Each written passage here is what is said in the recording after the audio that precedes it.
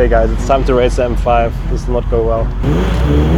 Because you see a lot of gangsters, gunshots, whatever. They're everywhere. Guys, I'm worried. Well, let's see if this works, huh? After having crossed the entire length of the African continent in a 37-year-old BMW, we have a new challenge.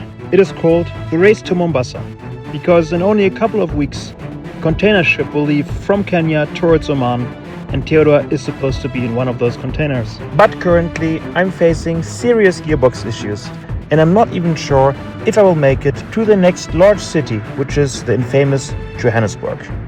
Okay guys, I'm worried. Well, let's see if this works, huh? On the way to Joburg now. Right now, I'm not hearing any noises from the gearbox, so I'm quite optimistic. I'm trying not to shift gears, so I'm just driving in the fourth gear all the time. And good news here as well, I got invited by TuneTech, which is a legendary BMW workshop that also specializes on all BMWs. And I'll bring Theodor straight there today. I had to cancel an invitation of BMW Midrand. Big shout out to them anyway for inviting me, but I think it maybe makes sense to go to an old school BMW workshop for such a repair rather than BMW itself. Damn, I hate driving in towns.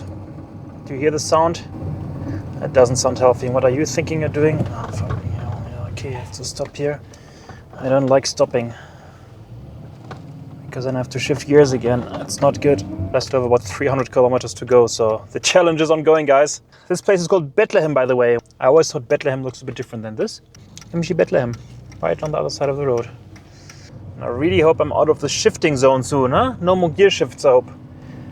I don't like shifting gears, currently. Not good, not good, not good, guys. I'll be surpy when I'll make it to Joburg, where they can have a good look at my gearbox. But if I press the clutch, it's gone. What do you think is the problem? Tell me. Red lights are the worst. I'll try to accelerate in the second gear now in order to shift one time less. And what I'll do now is, when shifting the gears, I will also press a bit the gas to try to have the engine on the right rev count so that I can skip the clutch a bit. Trying to shift as little as possible, and the sounds are not good. It feels like I'm sitting on coals, to be honest. It's not a good feeling, really. Okay, drove 50 kilometers without stopping, and now I'll try this to drive over the stop sign if there's no car inside. Should be fine. I hope these guys up front are not police officers.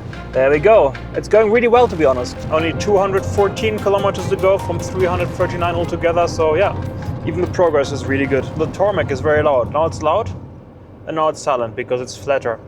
And if it's flat, you can hear slight noises from the gearbox, so yeah, one should still be a bit careful, I guess. But there's nothing else in driving right now that I can do. What also helps is, I mean, you know, it's a M20B20 engine and it's a gear truck gearbox, which is pretty common as far as I understand. Even if this ride will completely destroy my gearbox, I'll find a new one, because normally these gearboxes they don't break. Like, these gearboxes are bulletproof, but I've put this gearbox through something it was clearly not made for, so I don't really judge it for breaking at some point. But since they are bulletproof, usually there'll be quite a few spares available, I guess, so cannot be that bad, right? It's not like the engine rebuilt in Windhoek not long ago. If you didn't check out this crazy story, make sure to have a look. It's in the Africa playlist that this video is in as well.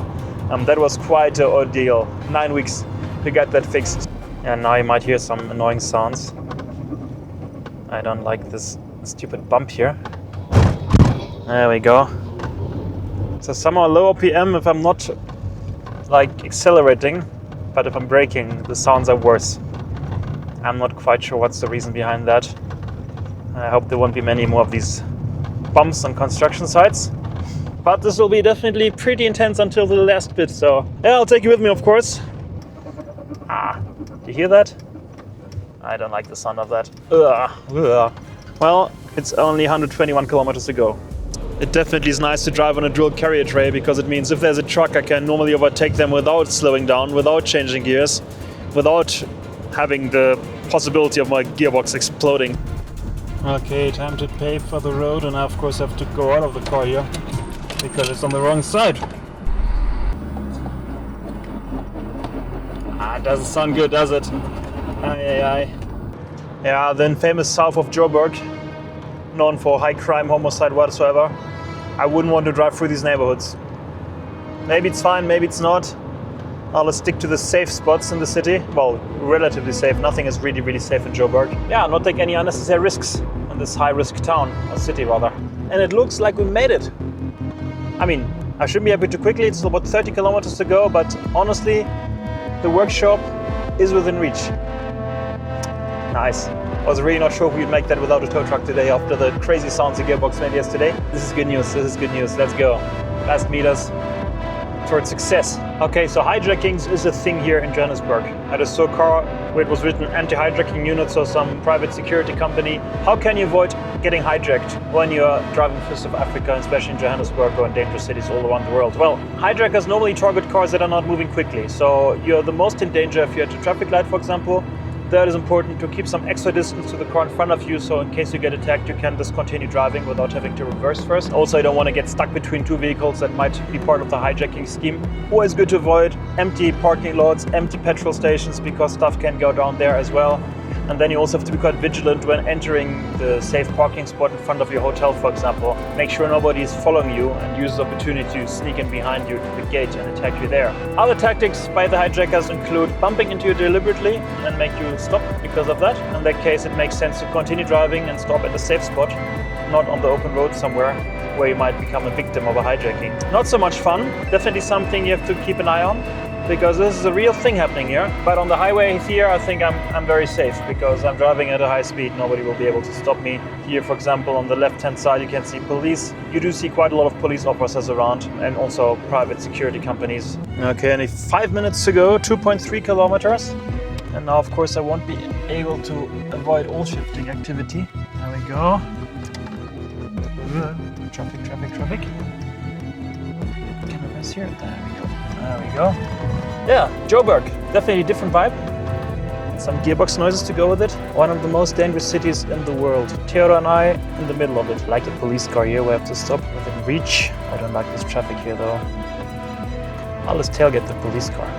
I like police cars. There we go. I don't like the sound of the gearbox. You hear that? Aye, aye, aye, aye. There are police reported ahead. That's good though, thanks Google. I like police.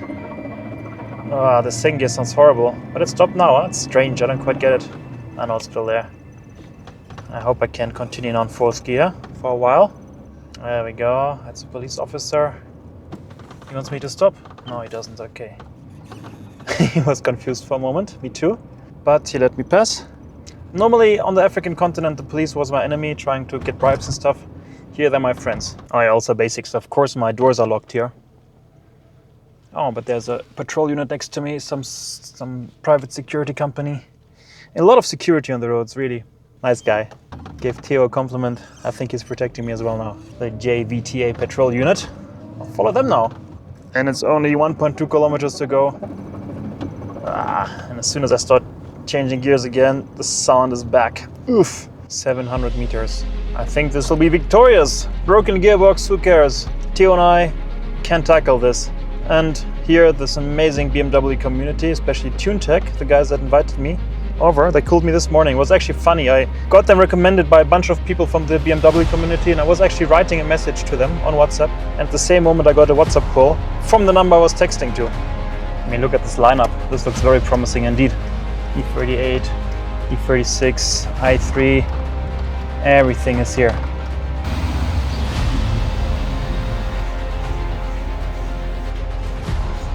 A warm welcome would be an understatement. I was welcomed with open arms by the Singh family that run TuneTech. After a small test ride, it was clear that the synchros must be responsible for all these noises. And only moments later, Theodor was on the lift, getting thoroughly inspected by these legends. All these bolts first. All these bolts first. And here on the top.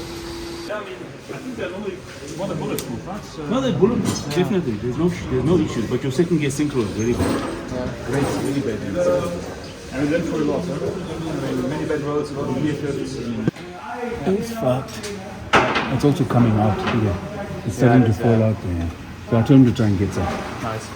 I changed them myself in seconds. It's not fun to change them, huh? Okay, we're in the holy garage, best garage I think in South Africa for BMWs. I mean, look at this lineup, absolutely crazy. And the gearbox is dismantled already because the synchro rings are broken, but very broken, and we don't find any spare parts. But because this is the best garage you can imagine, there's a second gearbox lying there already, freshly overhauled, which we're going to Theodor right now. Okay, so I'm here with Sean. and he's the brain behind TuneTech, one of the most legendary workshops. We want to look today a bit what makes this workshop so special, because I think it's one of the most well-known places for BMW guys here in Joburg. Passion. Passion, Only the yeah? passion. How long do you do that? Love for cars. Oh, BMW. Yeah. Oh man, I can't even remember. My brain don't go that far back.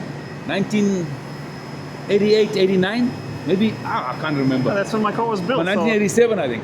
87. I started at Stu Bromfield. Amazing. And the passion just grew. You can hear the passion, yeah. I know. The best part for me is the passion is passed on to the children. My daughter's in reception, my two sons on the workshop floor. My eldest son helps and does the procurement of parts and that type of thing, and he's into the 3D printing and manufacturing of parts. And Mish is electronic whiz. Electronics don't beat him, and he's also got to the stage where he's like me with the engines. He now builds all the motors. I just stand by and I learn from him. That's absolutely especially with amazing. these new cars. Yeah, magic. That is so nice. But at my age, I love it. I love the fact that I'm still active and still busy, hands-on with everything in the shop. Yeah. That's it, yeah. With your family, the legacy goes on. With It's the absolutely family, great. The legacy goes on. So I guess the team is important. You have special people Yeah. around, your family, employees. That's it, yeah. Then you've got amazing cars standing here. And Maybe we yeah. can have a look at them. Yeah, you're most welcome. For example, this nice 325 IS, the 140i there. There's a few race cars on this side, 650, our Winfield there. Oh, we're busy. We are super busy. I believe that. Yeah. And then what Very I think is busy. also pretty interesting here is first you've got amazing tools, like original BMW tools. Yes, yeah, we've got all the tools. There's And nothing also the that- parts. Can we have a small look maybe in this direction? Because you Yes, don't see yeah. that every day. Yeah, yeah. Let's go, great. The parts department, look, we keep virtually all our service parts in-house. Yes, that's a big benefit for the customers. If they Yeah, come yeah. here, the parts will be here. Yeah, we keep most of it in-house. You can see the filters down there, the bolts, nuts. I mean, you go through these things. You go through here. I mean, look at the stock I keep. That's all original BMW Yeah, parts, huh? all original. But upstairs there's a lot more. I mean, you can see the belts and stuff. I mean, your car needed subframe bushes. Yeah. You said I them, can yeah. tell you now, there's no dealership that's got that bush in stock. it? I took it out of my stock. Yeah, This great. is our special domain here. Oh, Let's have a look at that. Let's go. Look, bit of a mess, but we're working all the time. This is where Mish does all his decryption of computers, repairs his boxes, DMEs, My goodness. all that type of stuff, yeah. I mean, that's a lot of knowledge that you A have lot of here. knowledge, yeah. I mean, to get these cars fixed on all these levels, mechanic, electronic. 100%. You even change the battery of an i3 I saw downstairs. Yes, you saw that i3 That's battery. pretty cool. Like, I didn't see that happening before. Because it's... You want to see that room downstairs? Yeah, let's go there. Yeah, let's have the fun. It's really large here, my goodness. So the workshop is on 4 floors or 5 floors? It's a 4 big floors. place. 4 floors. Yeah. It's an entire building, and they have a lift that connects to all the floors, so the cars can actually change floor. Pretty cool. Needless to say, you always find some beautiful cars standing around here. And these are the cars still to work on. They still got to come upstairs. This is that i3 you were talking about. Oh, there we go, the i3, and you can That see the i3, battery yeah. lying behind it. We're busy importing an operated battery from China that they say is going to give us 300k range. Amazing. And how do you do the programming of the car that it'll actually, you know, the computer will understand it? Man, Mish is the master on that. Yeah? He can, there's no car that beats him on the program. It's beyond me. Absolutely It's beyond great. me. Yeah, everybody has got a specialization, huh? I'm stuck as an analog guy in a digital world. But that is like the holy grail of car parts, isn't it? Holy Right here. grail of BMW parts. I mean, if you look at the pistons, Yeah. you look at the stuff that conrods, look on the sumps. That is impressive. Yeah. We've got all the gearboxes here, Gearboxes on this side. many cables on the other. Wide I see around prop it is shafts up here. Prop Yeah. shafts. Yeah. That's quite a Just- collection, yeah. A collection from 1998. So I think no problem is too big for you guys, huh? No, we tackle it all. The proms are scared We of you. just don't do body work. Okay. Engines, gearboxes, diffs, power steering racks, we tackle it all. There's a lot of old cars, yeah? That before I finally give it up, I need to get on the road and restore them. Yeah, you never have time, do you? Time. I don't understand people that are bored. Like No, the day no. is too short. There's Come no on. time to be bored. If I have 40 there's hours no a day, time I to would be still have bored. enough to do. 100%. And it's all of M, huh? M car, M car, M car, M car, M car, M car. Almost M car. Incredible. No, it is an M car. It is. It was. It was an M. It was a Z4. It was actually It was okay. a Z4, yeah. You know, it's even more powerful than original. Crazy. And that's a workshop building. That's pretty tall. That's a big workshop. Okay, I'm staying here for 2 nights in this nice apartment complex while Theodors in the workshop, and I'm trying to get out. And damn, Joburg is like high security, everything. I'm not even sure how to get out of this thing. Let's press on some of the buttons now on this remote. and see what happens. Okay, let's make sure it closes again. Perfect. Let's go. I'm not 100% sure how smart it is to walk at night. I didn't take any valuables except for my phone with me. And I think it should be fine because it's a good neighborhood here. But that's the thing with Johannesburg, like every neighborhood can be potentially dangerous. But it does look very nice here, indeed. So it's good to be a bit aware about your whereabouts here and who's maybe following you or not. It is pretty obvious that nobody is on the sidewalk. People are only driving by car, which doesn't give me the best feeling, honestly. But I think there's some restaurants just right here. It's not far, so I think I should be fine. What I want to do now is I want to have a look at the local football scene because today there's a big match in the World Cup. And I just want to check out how it's going. Okay, football was fun. Nice atmosphere here. And I'm almost back. That is the electric fence of my complex where I'm living at. And the crazy thing is, on the way to the place where I watched the pub, where I watched the game, and on the way back, I didn't meet a single person on the road. So maybe I should be a bit more careful in the future. But I basically made it to safety. Here are my keys. And here's the gate. Also notice these gates. They open really quickly. I mean, look how quickly that is closing behind me. There we go. It's not a normal speed, because apparently one of the problems is you arrive at home, open the gate, and somebody quickly follows you. A second vehicle, on foot or whatever, and then attacks you. Actually, a good friend of mine, it happened to him in the past, so it seems to be quite a common thing in Johannesburg. Okay, small hold up. We just realized we had the wrong gearbox because I have a 520 B20 engine, which didn't exist in E34 in the South African market. So I had the gearbox of the 525. But luckily these guys also have the correct gearbox because they've got everything here. They actually had two I could choose from. 240. That was easy. Let's take this one. Okay, there are many gearboxes lying around. There's one here, then there, two there. But the problem is that they don't fit because it's either the Geartrack 260, which is a bit longer than the Geartrack 240 I have now, or they're from the E30 and then they have a small offset and don't really fit into the car. This all lines up with that. This one is there. Yeah.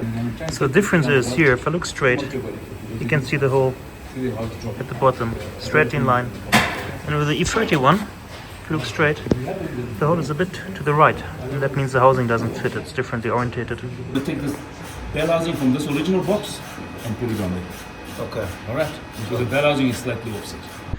Okay, time to go to the workshop that overhauls the gearbox. The guys are loading the gearbox to the buggy already, and then we're off. And I always try to talk to many different locals, and also here I used the opportunity to have some inquiries about the safety situation in Johannesburg. I don't know how should I explain that. It is, but then you know, a lot of crime. Yeah. It has quite a reputation. But is it as dangerous as people say, or is it exaggerated? People they just scared of Johannesburg, you say. Yeah. It's not that scary, but like you have to always be careful wherever you go. Yeah, right. Because you see a lot of gangsters, gunshots, whatever. They're everywhere. Huh. Okay, once again the side quests continue. Apparently the housing of my old gearbox won't be compatible with the inside of the new gearbox. So what we do now is we'll try to find some other gearbox somewhere. And if not, we will either refurbish mine, but it takes some time to order the right parts if we don't have any gearbox that we can use for parts. Or we take a bigger gearbox and change the prop shaft. We have to shorten the prop shaft a bit in that case. So yeah, let's see what choice we'll take in the end. But it's again complicated. In the meantime, in the garage, Theodor got a new pair of subframe bushings.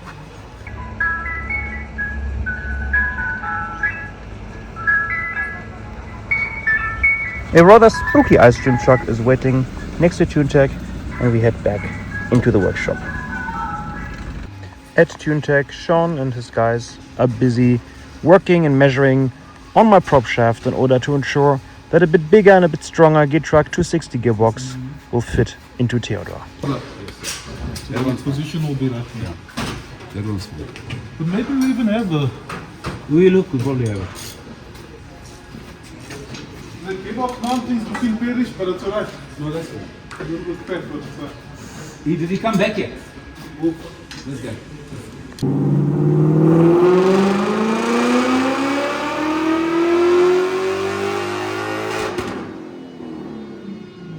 Okay guys, I'm back at TuneTech. Theodor, he's almost ready for a test drive. The new gearbox is installed, the prop shaft is shortened. The old gearbox is lying here Oh, this is the old one. This is the old one. There are some others that didn't fit. This is the other prop shaft from which we cut off a part. It was a small project, but looks really good.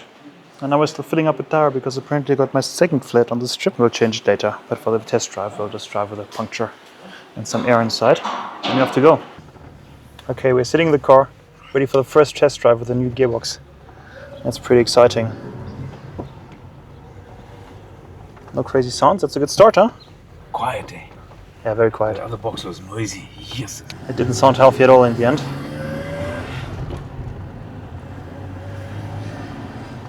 It does feel solid, huh? Yeah.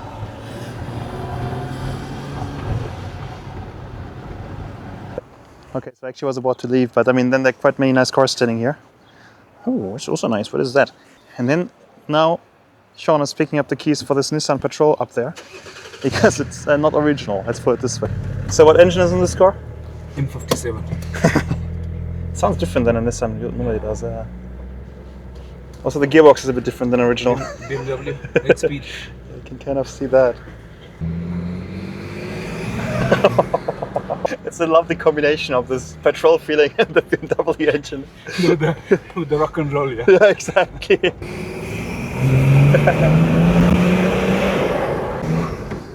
And we're back, huh? That worked well. Wow, what a car. Okay guys, I'm driving Theodor with the new gearbox. Absolutely amazing. Through Joburg, and it's just such a good feeling to be back in ITOO. And at this point, once again, huge shout out to the guys from TuneTech for this amazing repair. So I'm here with Colin from the local BMW club, and we're at a special location in front of a beautiful villa. And Colin, tell us about this place. Why are we here? So this is a very historic building behind us. Is the Villa Arcadia. It was it was built in 1902. So over 124 years old. I believe it was originally an orphanage, and it's the venue of the prestigious ITOO BMW Car Club Gauteng annual concours d'elegance. So we just had a planning meeting for the layout on this Sunday, the 6th of September. We will be hosting our concours d'elegance, where the best of the best BMWs get judged to see who takes home the silverware. And we'll have a whole lot of display vehicles as well, all BMWs, so the classics, some race cars, so really some exciting Bavarian metal. Amazing. Yeah, great to be here. Too bad I won't be there when the event is on, but I think it's definitely the thing that you want to see. And you're from the insurance, right? Yes, that sponsors everything. And you're for right. classic cars specifically. Classic cars specifically. ITOO Special Risks. It's all in the name. We into everything special, classic, just unique. And thank you for bringing your very special, unique car to visit us today. Okay, and here we are. It's one of the most premium locations in Johannesburg. And Theodors right there overlooking the city. What a nice view this is indeed. So in case you're around on the 6th of September, join Colin. He's standing next to Theodor. Theodor won't be there, but Colin will be there for this amazing classic car event. One of the most prestigious here in the entire region, or probably on the continent. And Theodor and I are driving through this supposedly so dangerous Joburg. And I have to say, I don't know, of course you have to be careful, but if I think how worried I was when entering the city a few days ago, I was tailgating the police and the security services. I think, of course Joburg is not exactly the safest place on earth, but if you just keep in mind a few safety measures, you'll be fine. Of course, there are also neighborhoods where you're not going, of course, dangerous ones, really dangerous ones. But there's always, quite a big difference between safe and dangerous. There's a lot in between. And this space in between you can fill up pretty well with some basic safety measures, in my opinion. So Theodor and I are lucky enough to be hosted by Colin and his lovely family. Colin is part of the local BMW club. One of the big guys there, really nice guy, really nice family. And it's interesting to see how people live here. It's like a high security track, because this is gate number 1. Yeah, let's see how the guy erects and he sees me here. Okay, looks like I can pass through. Nice. Thank you. So now it's a bit traffic jammy because there'll be a second gate in a moment. And then there'll be a third gate. Now we're basically already surrounded by the fence of this fenced community, and then still on the right and left you can see some more fences. And yeah, it's one of the good regions to live in town. But they have everything. You can see even the petrol station straight ahead. There's a shopping center, including a Spar for groceries. And this very safe, parallel little universe here in the outskirts of Johannesburg. Basically, as far as I understood, the north of Johannesburg is a nice place, the safe, beautiful, nice place to live at. While in the south, you've got more of those dangerous townships that you are rather advised to avoid, especially as tourists. Okay, and here we come to another gate that'll let us into the premises, hopefully. Oh guys, I love South Africa. This is Colin, my host here. And he's driving his radio controlled car to have some fun with his dogs who are chasing this thing. It's absolutely perfect. Look at that. Come, Bubbles. Hey, what a good dog. Ready, Bubbles? Go. Get it. Get it. Hey, be a rugby player. And that's what I mean, you know, people say you get shot in South Africa, especially in Johannesburg. And this is what Johannesburg is actually about. Absolutely lovely. Look at that. Yeah, at that moment behind me is the house of Colin. Very nice place, very nice people. And it's actually sad to leave. I mean, even the dogs are super cute and super nice. And I'm heading to Marek's place. Marek is a guy with many cars, because tomorrow we have some filming there. And it's time to head over there. Okay, and Theo and I have the place from Marek, my dear friend. And it's a special place because it's owned by a guy who has an absolutely crazy car collection. Some of the cars stand out here, and I mean, even here it's completely crazy. It's E38, it's a Rolls Royce, it's a 7 Series, it's a Maserati, it's another Rolls Royce, there's a Bentley standing there. Okay guys, I have to show you something incredible. Here's Theodor, and here's a nice E34 M5. And then you continue walking, and there's another BMW M5. It's one of two BMW E34 M5s Tourings in Africa. I saw the first one already in Ghana, Lloyd's car. Shout out to Lloyd and the BMW crew in Accra. And the second one lives here and belongs to my legendary host Marek. And we have some special plans because we have a car meet today in Johannesburg. Okay, let's roll. I think the company is really, really unique. I don't think I ever saw two E34s, 4 M5s next to each other before. And then it's a Touring and a limousine. South Africa, you are a good place. Also, since we've got this amazing view in front of us, let me use it as an opportunity to share something about yesterday. I couldn't film too much because filming was not legal. But yesterday I was honored to be invited to the Roslyn BMW plant here in South Africa, which is interestingly the first BMW factory outside Germany. So it was absolutely amazing, and at this point a huge shout out to my dear friend Stefan.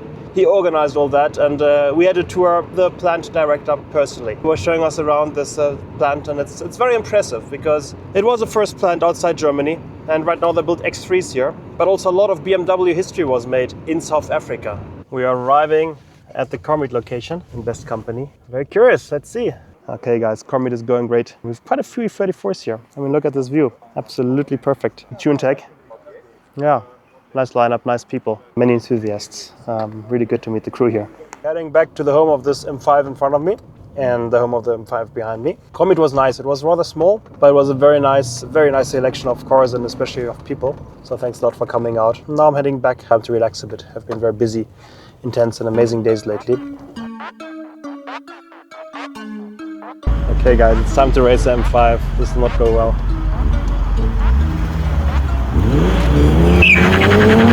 Yeah, no chance.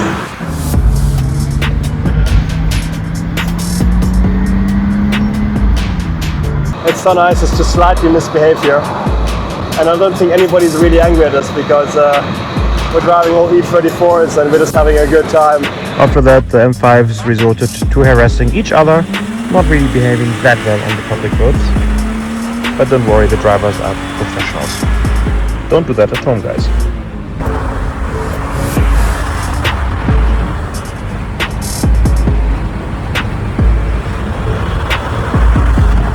Well, that was fun. I have to admit I was feeling a bit under the weather today, so we're coming back home now with this amazing convoy. And it's time for a small rest, I think. And after that, the adventure will continue, so stay tuned for more. Thanks a lot for tuning in.